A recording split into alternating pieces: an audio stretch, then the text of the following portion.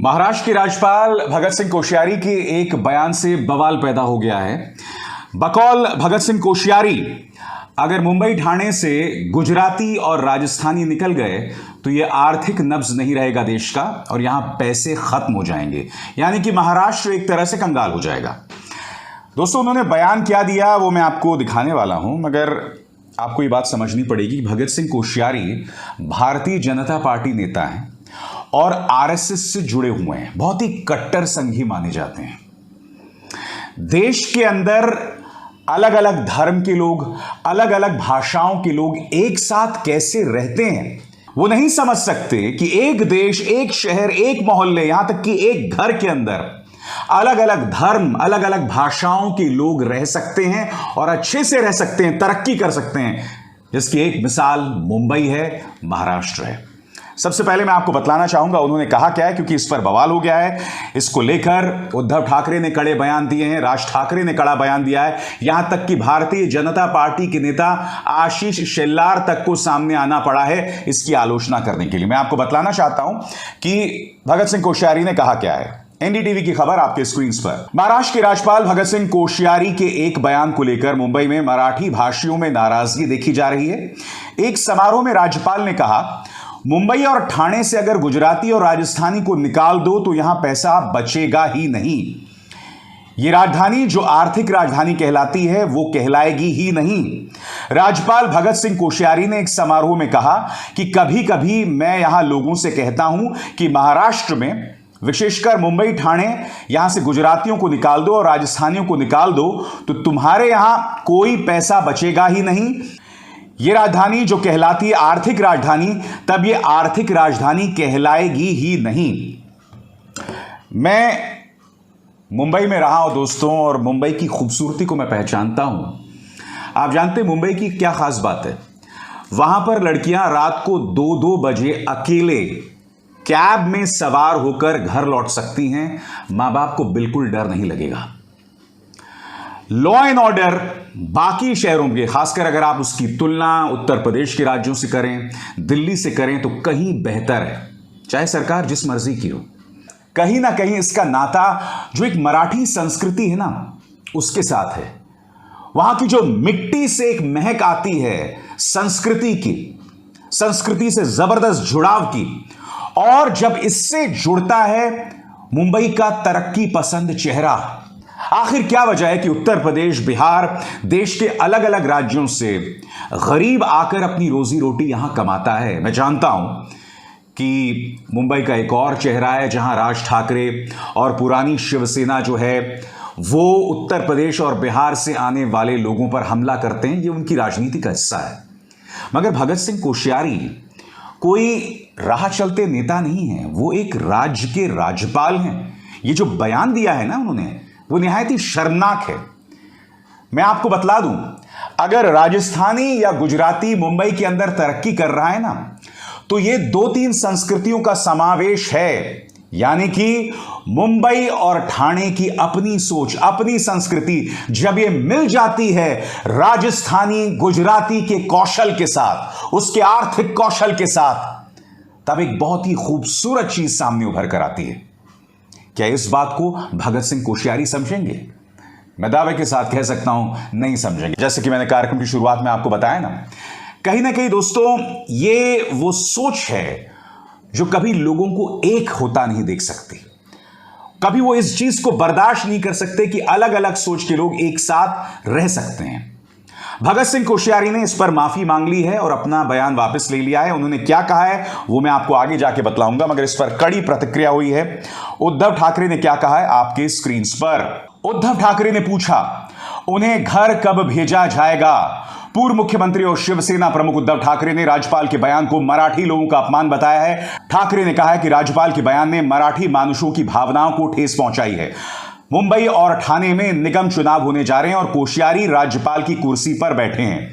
वो समुदायों को बांटने की कोशिश कर रहे हैं। सवाल ये कि उन्हें घर कब वापस भेजा जाएगा? अब राज ठाकरे भी पीछे नहीं है। राज ठाकरे ने क्या बयान दिया आपकी स्क्रीन पर। मनसे प्रमुख राज ठाकरे ने भी राज्यपाल के बयान को लेकर कड़ा विरोध जतलाया है। उन्होंने कहा है, मराठी आदमी को मूर्ख मत बनाओ। राज ठाकरे ने राज्यपाल को सलाह दी कि अगर महाराष्ट्र के इतिहास के बारे में नहीं जानते तो बात न करें। मैं आपको बतलाना चाहता हूं दोस्तों, ये क्या सोच है। आपको याद होगा कोरोना कार्यकाल के दौरान धार्मिक स्थलों को फिर से खोलने की मांग उठ रही थी। उस वक्त उद्धव ठाकरे मुख्यमंत्री थे महाराष्ट्र के, तो उद्धव ठाकरे ने कहा कि देखिए ये वक्त नहीं है क्योंकि कोरोना फैल रहा है। अब उद्धव ठाकरे के इस फैसले का समर्थन करने के बजाय राज्यपाल भगत सिंह कोश्यारी उनको खत लिखते हैं और राज्यपाल पद की तमाम मर्यादाओं को पार करते हुए उनसे वो कहते हैं कि भाई आप कब से सेक्युलर हो गए। उन्होंने कहा क्या था दोस्तों, वो मामला क्या था, मैं आपको बतलाना चाहता हूं। गौरतलब है कि 2 वर्ष पहले अक्टूबर 2020 में महाराष्ट्र के राज्यपाल भगत सिंह कोश्यारी ने मुख्यमंत्री उद्धव ठाकरे को धार्मिक स्थल खोलने को लेकर एक पत्र लिखा था। इसमें इस्तेमाल की गई भाषा को लेकर विवाद हो गया था। राज्यपाल ने अपने पत्र में मुख्यमंत्री के हिंदुत्व पर सवाल उठाते हुए पूछा था, क्या आप अचानक से सेक्युलर हो गए? अब इस पर मुख्यमंत्री कार्यालय ने करारा जवाब दिया था। उद्धव ठाकरे ने क्या कहा था वो भी देखिए। उद्धव ठाकरे ने कहा था कि पत्र में मेरे हिंदुत्व का उल्लेख करना गलत है। हिंदुत्व के लिए मुझे आपके सर्टिफिकेट की जरूरत नहीं है।